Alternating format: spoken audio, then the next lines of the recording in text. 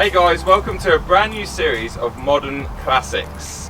I'm going to be road testing a number of cars that are built in the past 40 odd years, so in my lifetime. I'm very fortunate to have these two bad boys behind me, and yes, surprise surprise, they're both BMW products. I want to say a massive shout out and thanks to Very BMW and Tony Lewis for giving me these two cars and trusting me with them. I think we should start the series with a beautiful 1M, and in the second episode we'll jump into the very sexy Z8. I haven't driven either of them before, so it's an amazing day for me, and I hope that you guys really enjoy this. Right, so now I'm inside the 1M, and you know what, it feels very familiar in here. Typical brilliant BMW driving position. I'm sitting low enough, even though it's a very small compact car, I'm sitting low enough, I've got plenty of headspace, almost perfect. Remember, it's a manual, so I've got to get my feet position and my legs position right so I can change, but it feels very nice. Feels like it's set up very nicely for heel and toe as well, actually.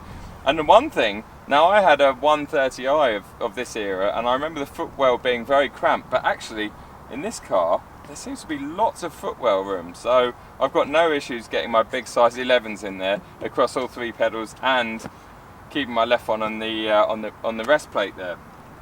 In terms of the interior, it's very stripped out.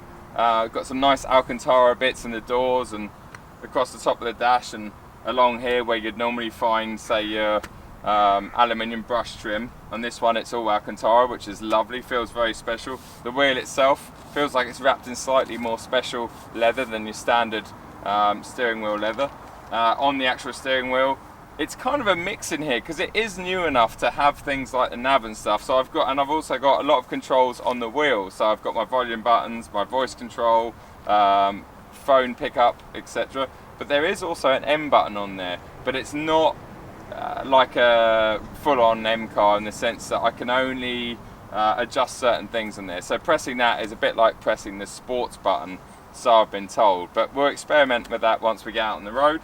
Everything else in here, it's very simple. Some of the plastics aren't that amazing, but actually it all works really well. It's just, there's no frills, lovely M-specific dials, obviously very analog, 6-7 years ago, which I love. The speedo goes up to 180 odd miles an hour, or 300 kilometers an hour, and the rev counter goes up to 8. It looks like it redlines at about 7,000 RPM.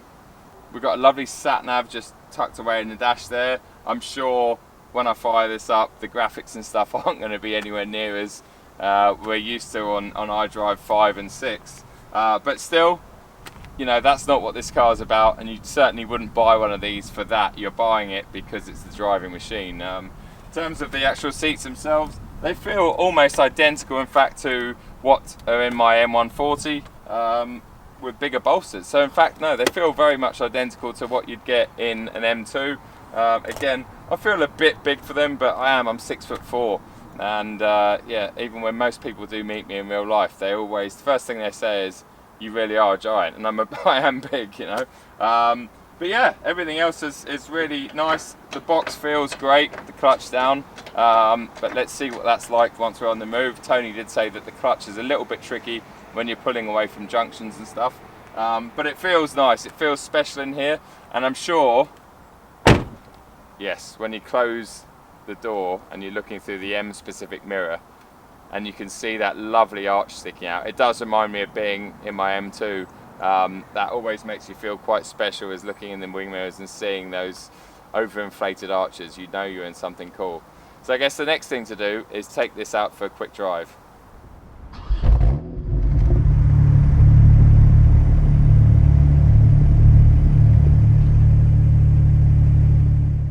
Right then guys, we're inside the 1M.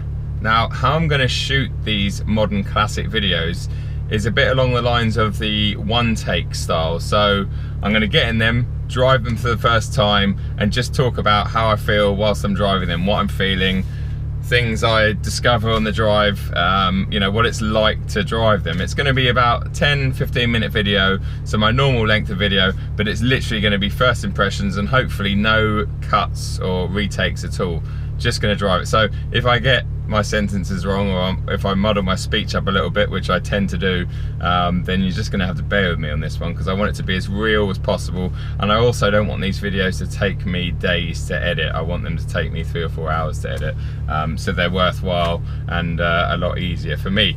Anyway, so let's pull away. I've got the driving position pretty decent. It's no different really in here size wise, at least it doesn't feel it, to my my current M140. Maybe I've got less elbow room because the cabin does tend to be a bit narrower, and therefore, yeah, maybe the passenger seat's a bit closer to me. But in terms of actual driving position, it's pretty good. I've got to set it up very well because this is a manual. A very, very nice feeling manual. I've literally driven this car 200 yards, so this is what you see is what you get with this video, and I'm really looking forward to driving this car, hopefully properly. Let's just hide some of these bits here so we don't get any bits wiggling around. Mirrors all good, engine's completely warm, so don't worry about that. Here we go. I'm going to leave the windows closed for most of it as well, and probably sunglasses up and down throughout the video. Well, in the first 20 yards, I can already tell you that the fantastic hydraulic steering, I can feel so much already through the steering rack, which is very rare these days. Oh, lovely gearbox. It's a nice little short gear selector, but it's quite a decent throw. Oh my god. Oh, it's so organic, this car. It's so organic. The ride is really good. I can already feel the suspension's very, very pliant actually. I was expecting this to be a lot harsher. I had a 2006 130i. In its defense, it was on run flats, and the ride in that was savage. It felt like you were driving around the streets in a go-kart.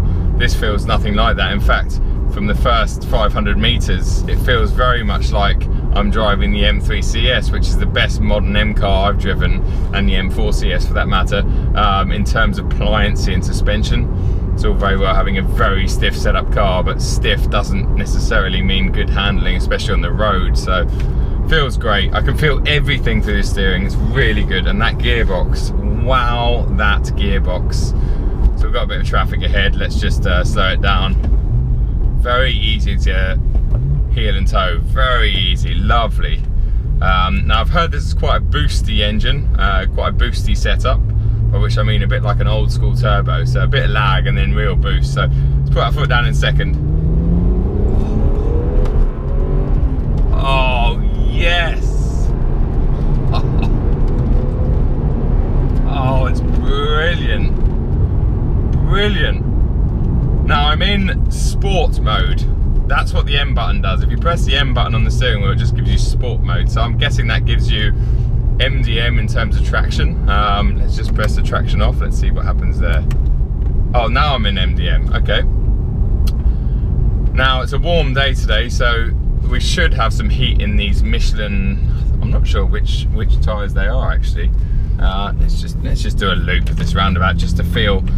Now this is a very precious, very expensive car, so I'm not going to get it sideways or anything. I just want to feel what it feels like as you load it up a bit. But it just feels lovely.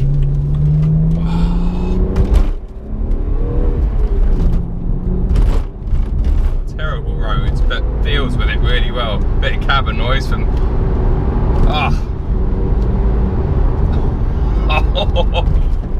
Well, if you can't tell already, I'm absolutely loving this car. It feels exactly the same way as it looks. It feels very nimble. It feels very short wheelbase.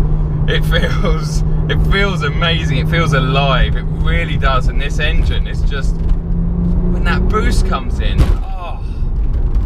Now these bumps are sounding a lot harsher than they are. So I'm not destroying this car. You can just hear a lot back through the suspension.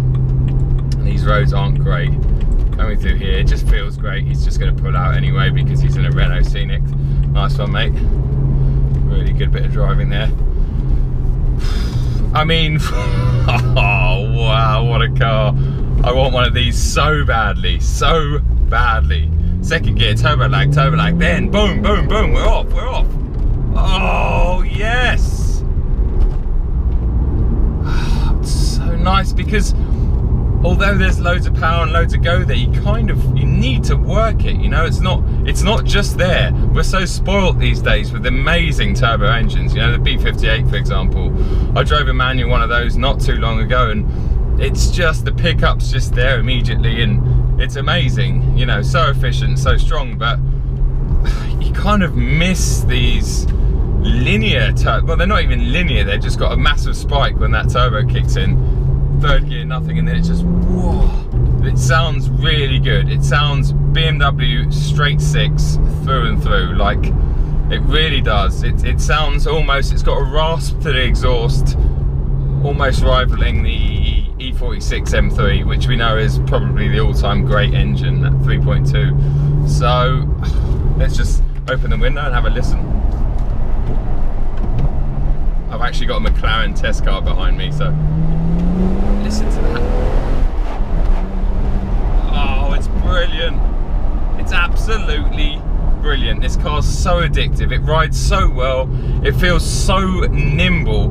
I am noticing actually the more miles we do in it, that it is more cramped, the cabin. I can feel my knee is rubbing against the console a bit more than it would do in mine. The door's definitely a bit closer. But remember, I'm a giant. I'm 6'4". So yeah, you've got to forgive me on that. I'm going to pull into the cafe and let this McLaren go past me. And then we'll catch him up over there. It's just because it looks like it could be a test bed, because they test all them McLarens around here. Or maybe it's just a 570S in special colours. Let's chase them anyway. Oh yeah, the rear end just wants to rotate. Oh, it's just lovely, this car. And the feeling through the wheel is just, I'm struggling to fault this car. It's just brilliant. Knock it back into sixth. We're doing 60 miles an hour. And we're sitting at 1800 RPM. So it's actually, I think that's a longer gear, longer sixth than you do get in, say, the M-Lights these days. But the ride is so pliant, it really is. I mean, this road is, I know this road well, it's very bumpy. It's just so pliant, it's really nice. And that makes such a nice, it's not at all what I thought this car would be. I thought the one downside that this car would be is that its ride would be super busy and it would be throwing you all over the place. But it's really not, it's not at all what you might think it's gonna be. See if we can get some McLarens down.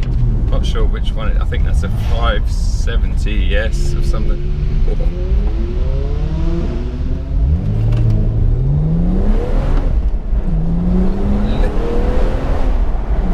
Oh, it's so nice.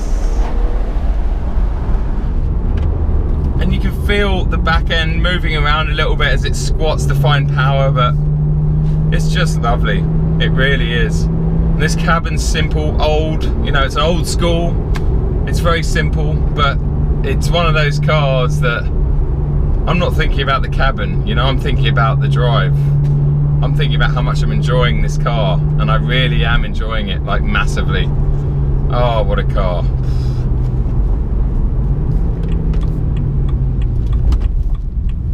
Right, let's just spin around. Let's spin around here if we can.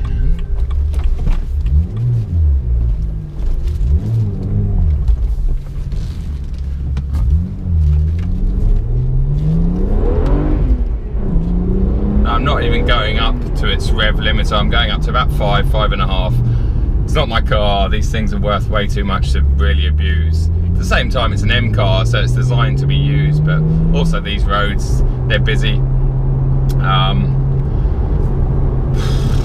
Let's just reflect a bit on this car. So its looks, I mean, they're subjective and they are a bit Marmite, but I think it looks just brilliant. It's really stocky, it's really menacing and meaningful. I've always loved them, and I think in this white with the sort of grey wheels, now these wheels have been sprayed, they were refurbed and then sprayed, but I think they look brilliant. I'm not usually a big fan of like grey or dark wheels, but, well, saying that, they're very similar to my M-Light ones, which I am a big fan of. but it looks the part on the outside. It sounds the part. I know that's not a real full-on M engine under the bonnet. I know it's a tweaked N54, but it's every bit as special as I could imagine, and it picks up so well. It's so mighty. It's so different to the B58. It really is. I'd say it's more similar to the N55, which is no surprise because obviously that's the engine that superseded this one. But it's just the way it picks up is amazing. It's got so much character. But you know, all I want to do in this car, I wish I could just be in the Scottish Highlands or the Alps or something. You know, windows open, and just really use it. I think it would just be so good. Get some heat in the tyres. It just feels like it's a car that would really come alive when you start pushing it. And I know that most journalists have said that about it, and it's just fantastic. There's I've noticed there's a few funny things in here. One being all the instruments, the vents, the nav screen. They're driver-centric, but they're driver-centric for a left-hand drive car, so they're all slightly facing the left-hand driver's seat. But again, who cares about that? Who cares? Like, I wouldn't care if the nav screen was facing the windscreen.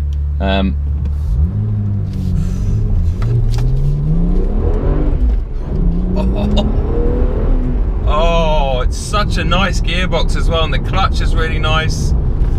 Oh wow, let's just try a little. Oh yes, love it, absolutely love it. Every single bit as good as I imagined, and then some. Love this car, really love this car. And it's not too impractical, you know. You got the 4 seats. Yes, it's going to be tight in the back. You couldn't get like 4 big adults in here comfortably, but you could get 4 adults in here. And in fact, one of Tim's photographers and a friend of mine, Sebastian T, he has got a fantastic 1M that he took Benzine and I, and Phil actually, Phil Bradley, to the airport in Germany. It was about a 2-hour drive. We all squeezed in one of these. Yeah, it was a bit cramped, but we did it. So you can get 4 people in here, and the boot's not bad, and they're meant to be pretty reliable. Wow, I mean, yes, they're not cheap, okay, like, I haven't looked, I should have done my homework, but I'm guessing like high milers are around the 50s now, and low milers are probably high 50s, but you know, I personally think it's still going to be a car that's going to continue to go up and up. In other words, you could own one of these if you had cash, and you could buy one outright. You could own one of these for the next 3-4 years, and then some, and it wouldn't really cost you anything. Like, there'd be no depreciation. It would go up in value, and that'd probably cost for its, you know, pay for its running fees. And it's big enough and practical enough that you could run this as a daily. It's very comfortable, very comfortable. As we get on the most bumpiest road in the world, there is some squeaks and stuff and rattles. You can tell the cabin's not, you know, at the end of the day, fundamentally a lot of the cabin is 1 series of the day, you know, and back then the plastics and stuff weren't as good as they are now in the current ones. But you know, that's only on really bumpy roads, and you've got to remember this is a proper piece of kit, this thing. 4th gear, and that turbo comes in. Oh, it's just lovely. It's so nice. This is pure driving, you know. This is to me why I love cars like the Cayman GT4, because it's no frills effectively. Yes, it's 100 grand for a GT4. When you look at it like that, GT4 is 100 grand. Now this thing in a straight line is no slower than a GT4. I know it's not going to be quite as confident in the bends. It definitely wouldn't be as fast as GT4 on a circuit. But when you think it's really half the price, half the money, it is a steal, this car. You know, these are, I hope I'm not going to look back on this in 10 years time when they're like 100 grand and think, God, I wish I'd taken out a bank loan or something and bought one, because it's just so nice. The way the steering loads up as well, and it's just so natural feeling. I haven't felt a steering as good as this one in a long time. There's just no, it's just completely natural, it's completely neutral.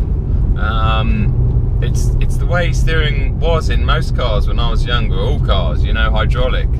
Obviously on top of that, it's an M steering rack and, you know, been tuned by BMW M, but what a lovely, lovely, lovely car. Just go through. Oh, it's so nice. I can feel the back end moving around and talking to me. I can feel the front end moving around. I can feel everything talking to me. Like, I can feel the car through the seat of my pants. I can feel it through the rim of the steering wheel. You know, it's just, it's brilliant. It really is. I think this is the pinnacle. This is when, you know, this is when the Cayman R and the Cayman GT4 and the GT3s, what, 997.2s. It's when cars were, I honestly think we're going to look back on this era of 2010, 2011, 2012. I think that's when cars really reached the best, and then they got rid of hydraulic steering and they introduced too many electronic sort of nannying aids, and suspension systems became really good, like too good for their own good sometimes. And although modern cars, you know, the modern GT3 or McLarens or Ferraris, whatever, they're so capable, but just to do this little drive that I've done, you know, at legal speeds and kind of enjoy yourself, put a smile on your face, I think those days, you know, those days are really numbered. But anyway, massive thanks again to Berry BMW for lending me this incredible car. Thanks to Tony Lewis, my good friend Freddie, put all the Instagram below, you know, for everyone that helped me today. Tony's amazing daughter, who will be featuring in the next video, which is the Z8, Anya. So thanks a lot, guys, for helping me out.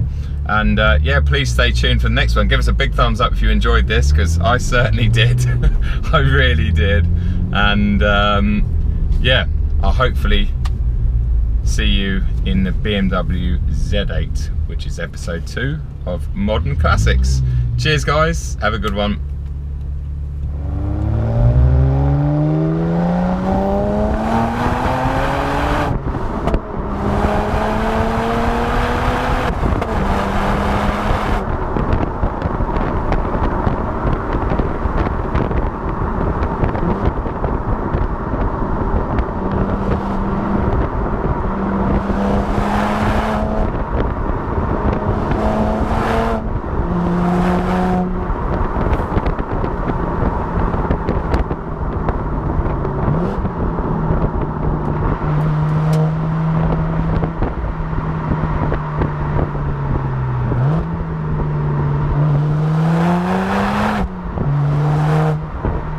Behind me, we're starting with 2 absolute corkers. I've got the brilliant BMW 1M. I've got a lovely Hyundai i10.